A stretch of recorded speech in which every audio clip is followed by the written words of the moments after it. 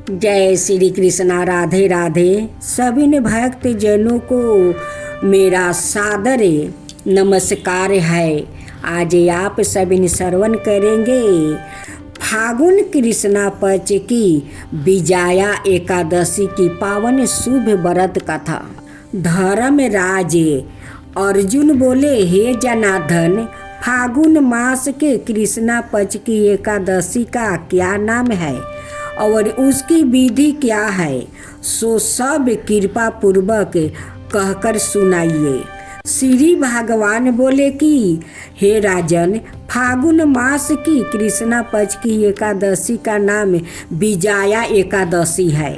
इसके व्रत के प्रभाव से मनुष्य को विजया प्राप्ति होती है।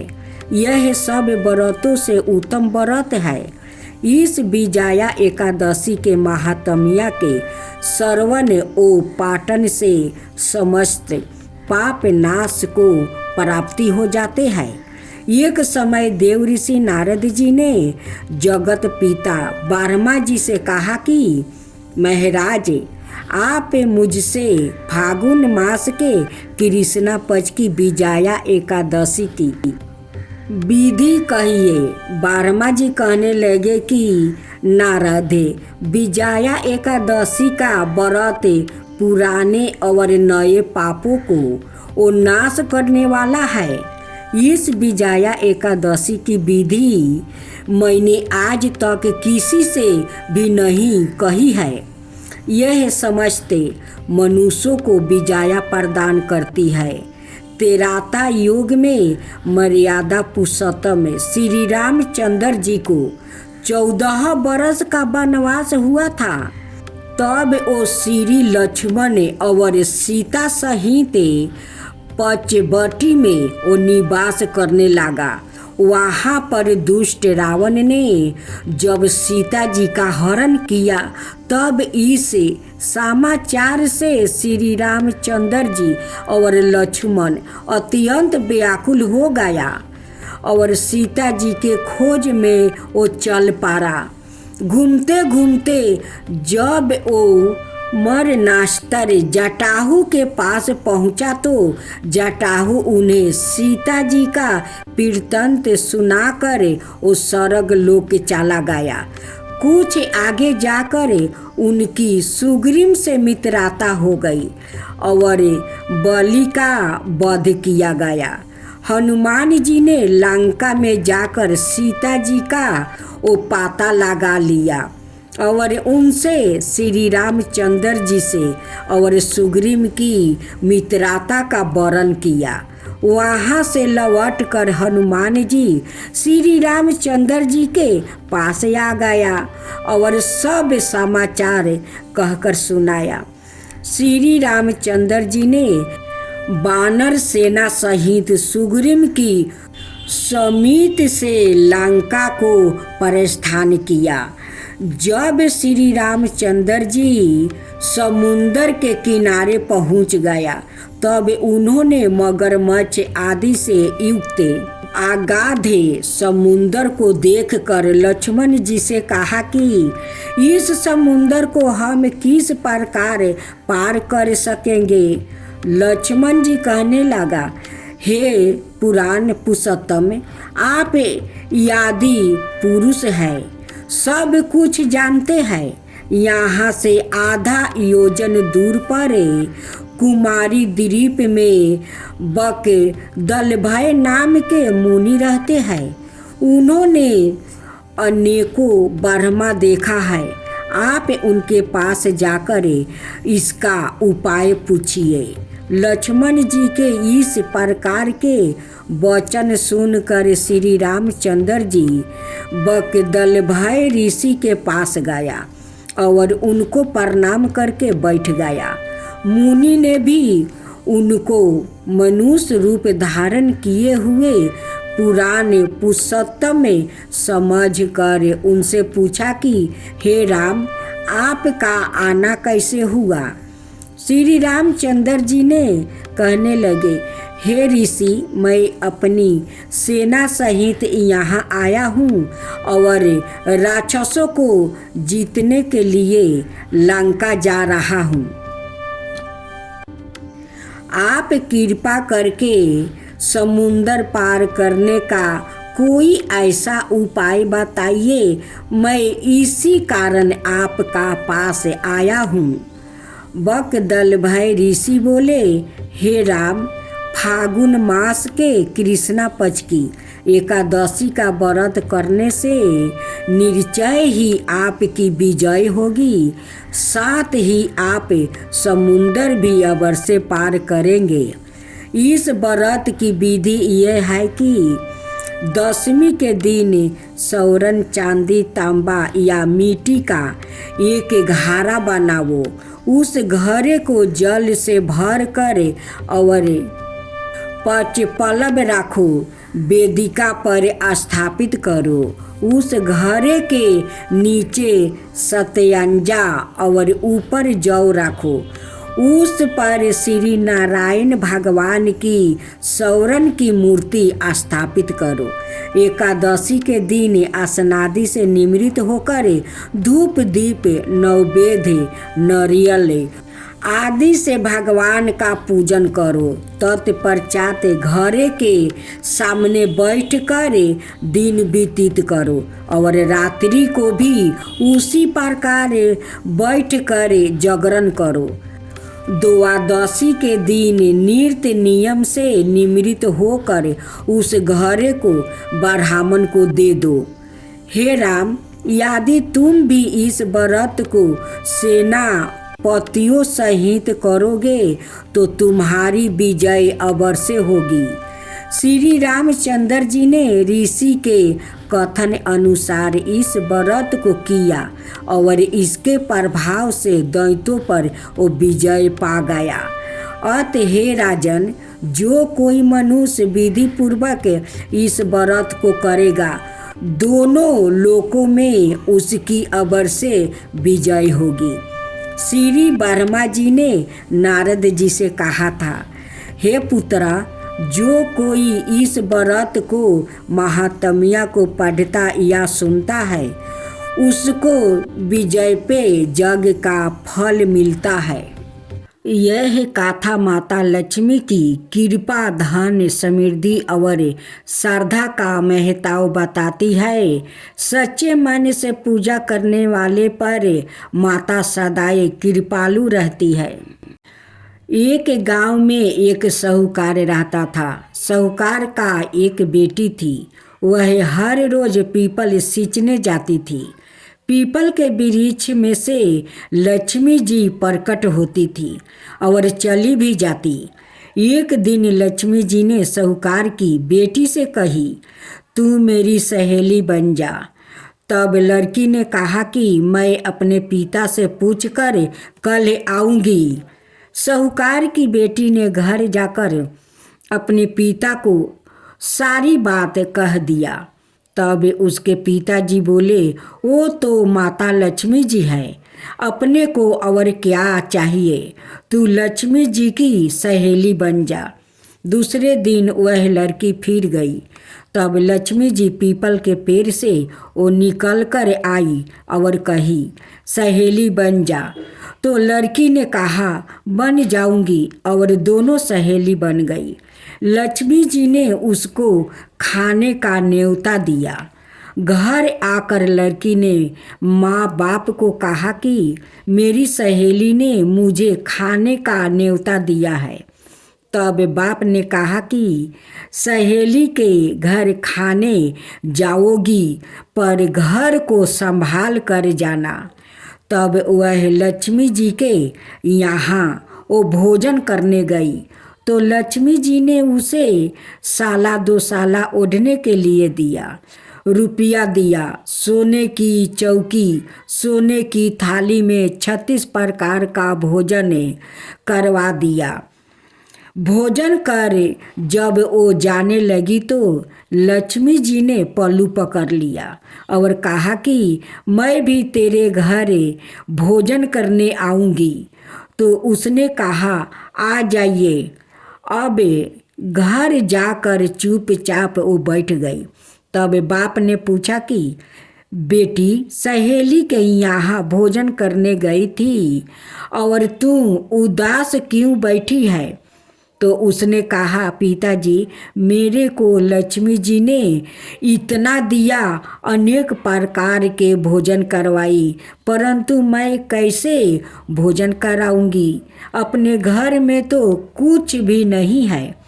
तब उसके पिता ने कहा कि गोबर मिट्टी से चौका लगाकर घर की सफाई कर ले, 4 मुख वाला दिया जलाकर लक्ष्मी जी का नाम लेकर रसोई में बैठ जाना। लड़की सफाई करके लड्डू लेकर बैठ गई। उसी समय एक रानी नहा रही थी। उसका नौलाखा हार चील्हे उठा कर ले गई और उसके घर वह नौलाखा हार वो डाल गई और उसका लड्डू ले गई। बाद में वह हार को तोड़कर बाजार में वो बेच आई और सामान लेने लगी।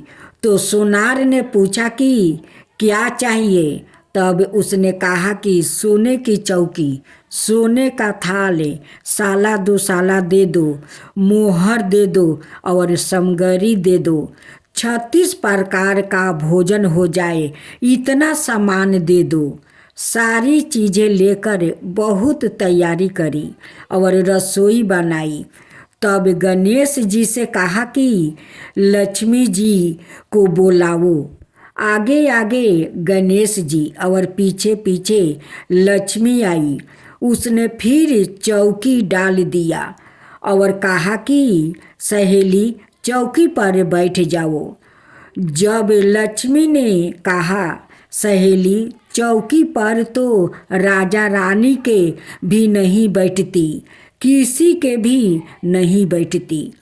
तो उसने कहा कि मेरे यहाँ तो बैठना पड़ेगा। फिर लक्ष्मी जी चौकी पर बैठ गई। तब उसने बहुत खातिर की, जैसे लक्ष्मी ने करी थी वैसे ही उसने करी। लक्ष्मी जी उस पर खुश हो गई। घर में खूब रुपया और लक्ष्मी हो गई। साहूकार की बेटी ने कहा, मैं अभी आ रही हूँ, तुम यही बैठी रहना। और वह चली गई। लक्ष्मी जी गई नहीं और चौकी पर बैठी रही। उसको बहुत दौलत दी। हे लक्ष्मी जी, जैसे तुमने साहूकार की बेटी को दिया वैसे ही सबको देना। कहते सुनते हुंकार भरते अपने सारे परिवार को दियो। पीहर में देना, ससुराल में देना, बेटे पोते को देना। लक्ष्मी माता सबका कष्ट दूर करना, दरिद्रता दूर करना, सबकी मनोकामना पूर्ण करना।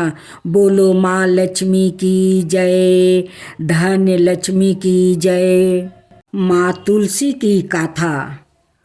एक बार भगवान शिव ने अपना तेज समुंदर में वो फेंक दिया था, जिससे एक बालक का जन्म हुआ, जिसका नाम जलंधर था। जलंधर महातेजस्वी था। वो आगे चलकर एक पराक्रमी दैत्य राजा बना। लेकिन जलंधर बेहद ही राक्षस प्रवृत्ति का था। जलंधर का विवाह दैत्य राज कलनेमी की पुत्री बिंदा से हुआ था। एक बार जलंधर के मन में पाप आया और उसने माता लक्ष्मी को पाने की कामना की। माता लक्ष्मी को पाने के इच्छा से उसने देवताओं को साथ युद्ध आरंभ कर दिया। जलंधर समुद्र से उत्पन्न हुआ था, तो ऐसे में माता लक्ष्मी ने उसे अपना भाई वो मान लिया। इधर जलंधर पराजित हो चुका था, लेकिन उसके मन का पाप यही नहीं ठहरा। इसके बाद वो देवी पार्वती को पाने की लालसा से कैलाश पर्वत पर पहुंच गया। माता पार्वती को छल से पाने के लिए जलंधर भगवान शिव का रूप धारण कर माता पार्वती के पास कैलाश पर्वत पहुंच गया। हालांकि माता पार्वती ने अपने योग बल से उसे तुरंत ही पहचान लिया था और माता अपनी शक्ति से वहाँ से तुरंत ही अंतर्ध्यान हो गई थी। जलंधर बहुत क्रोधित हो गया और वह भगवान शंकर के साथ युद्ध करने लगा। देव पार्वती तुरंत ही भगवान विष्णु के पास पहुंच गई। जलंधर की पत्नी बिंदा अत्यंत पतिव्रता स्त्री थी। उसी के पतिव्रता धर्म की शक्ति से जलंधर ना तो मारा जाता था और ना ही पराजित होता था। जलंधर का वध करने के लिए बिंदा का सतीव्रता का टूटना जरूरी था। इसके बाद भगवान विष्णु एक ऋषि का रूप धारण करके वन में पहुंच गया, जहां बिंदा वर्मन कर रही थी। भगवान विष्णु के साथ 2 राक्षस भी वहां पहुँचे, जिन्हें देख कर बिंदा भयभीत हो गई। फिर भगवान विष्णु जो ऋषि के रूप में थे, उन्होंने बिंदा के सामने पल में दोनों को वो भस्म कर दिया। इसके बाद ऋषि से बिंदा ने कैलाश पर्वत पर महादेव के साथ वो युद्ध कर रही थी, अपने पति जलंधर के बारे में पूछा। ऋषि ने अपने माया जाल से 2 बंदर प्रकट किया। एक बंदर के हाथ में जलंधर का सिर था और दूसरे के हाथ में धर। अपने पति की यह दशा देखकर बिंदा मूर्छित होकर वो गिर पड़ी। जब बिंदा को होश आया तो उसने अपने पति को जीवित करने की मिनती की।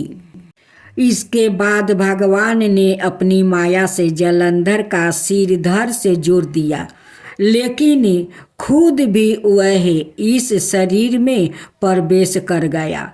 भगवान विष्णु के इस माया जाल के बारे में बिंदा नहीं जानती थी कि उसके पति के शरीर में कोई और प्रवेश कर गया है।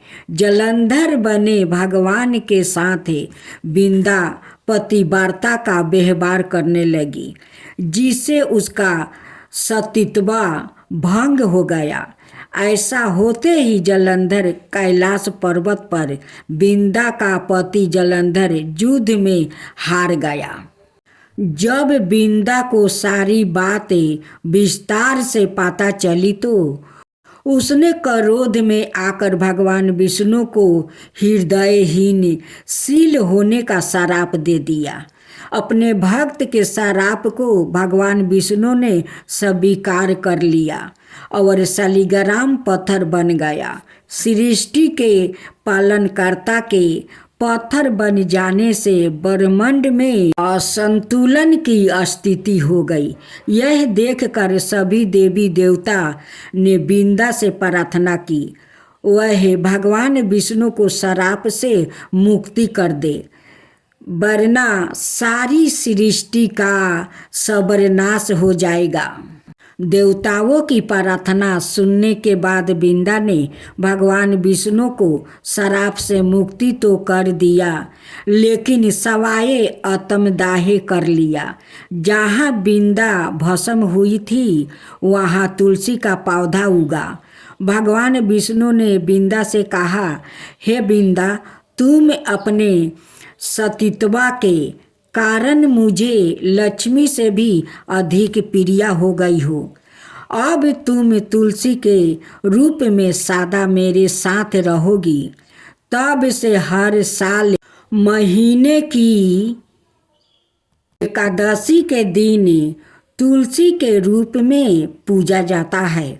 भगवान विष्णु ने वरदान दिया कि जो मनुष्य भी मेरे शालिग्राम रूप के साथ तुलसी का वो पूजा करेगा, उसे इस लोक और परलोक में बेफूल यश प्राप्ति होगा। इसके अलावा तुलसी को वरदान प्राप्ति है कि जिस घर में तुलसी रहेगी वहाँ यम के दूत भी असमय नहीं जा सकते। मृत्यु के समय जिसके प्राण मंजीरी रहती है, तुलसी और गंगा जल मुख में राख कर निगल जाते हैं, वह पाप से मुक्ति होकर वैकुंठ धाम को प्राप्ति होता है। विष्णु की आरती। ओम जय जगदीश हरे स्वामी, जय जगदीश हरे। भक्तों जन के संकट क्षण में दूरी करे, जो धावे फल पावे दुखी बिनासी मन का, जो धावे फल पावे दुखी बिनासी मन का, सुख संपत्ति घर आवे कष्ट मिटे तन का। ओम जय जगदीश हरे स्वामी, जय जगदीश हरे।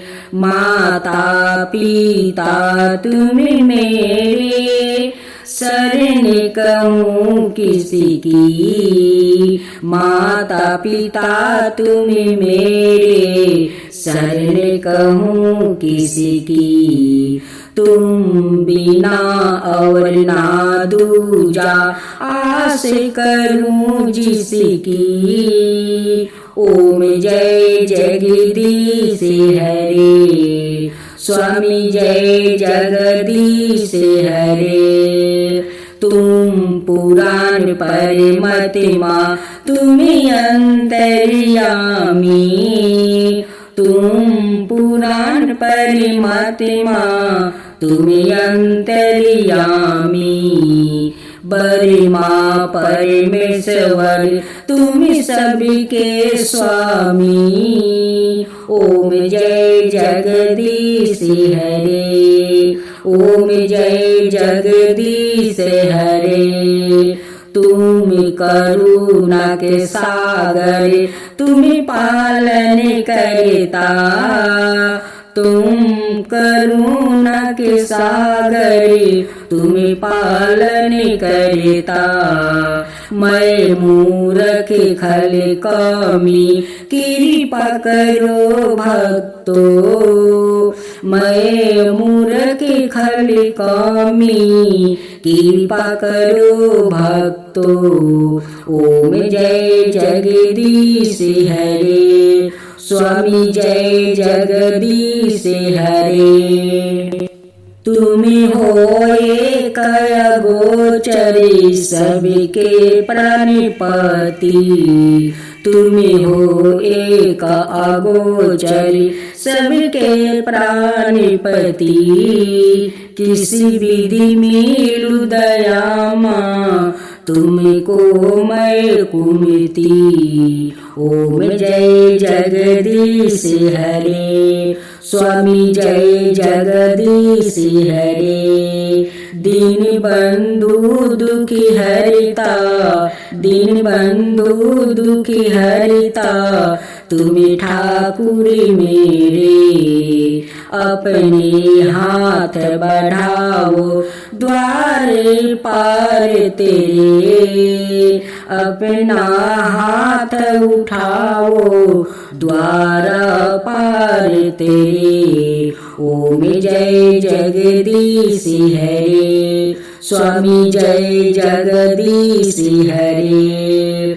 विषय विकार मिटाओ पाप हरो देवा, विषय विकार मिटाओ पाप हरो देवा। श्रद्धा भक्ति बढ़ाओ संतन की सेवा। ओम जय जगदीश हरे स्वामी, जय जगदीश हरे। तन मन धन अवर संपत्ति सब कुछ है तेरा। तन मन धन और संपत्ति सब कुछ है तेरा। तेरा तुझको अर्पण किया लोग मेरा। तेरा तुझको अर्पण किया लोग मेरा। ओम जय जगदीश हरे स्वामी जय जगदीश हरे। जगदीश्वर जी की आरती जो कोई नर गावे। जगदीश्वर जी की आरती जो कोई नर गावे। कहत शिवानंद स्वामी मन बछिति फल पावे। ओम जय जगदीश हरे स्वामी जय जगदीश हरे।